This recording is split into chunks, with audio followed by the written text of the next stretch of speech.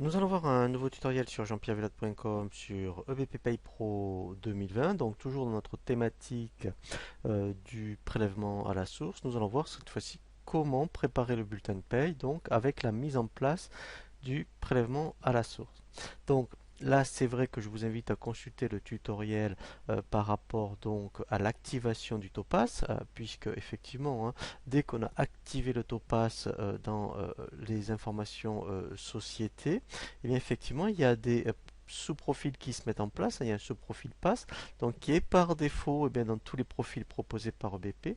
Et après, dès que l'on fait effectivement le bulletin de paye, automatiquement, eh bien, si on regarde, vous allez avoir les rubriques de paye correspondantes. Donc, après, effectivement, une fois qu'on a téléchargé bien, et importé les topaz, automatiquement dans la fiche salarié, automatiquement, vous allez voir quand on prépare le bulletin de paye, bien, le prélèvement à la source, vous allez voir ici les rubriques ici se mettent en place, vous voyez, automatiquement.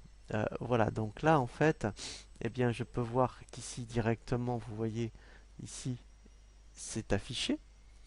Voilà, donc tout ça c'est complètement maintenant transparent et c'est encore plus lisible effectivement quand on fait un aperçu avant impression. Bien sûr, il faut voir les bulletins de paye, le modèle que vous avez donc appliqué. Moi je vous conseille celui-ci, bulletin de paye calendrier, donc avec le Topaz, parce que vous allez voir en termes de lisibilité, ici, vous voyez, c'est très net pour le salarié. Donc là, on voit bien ici son net à payer avant impôt.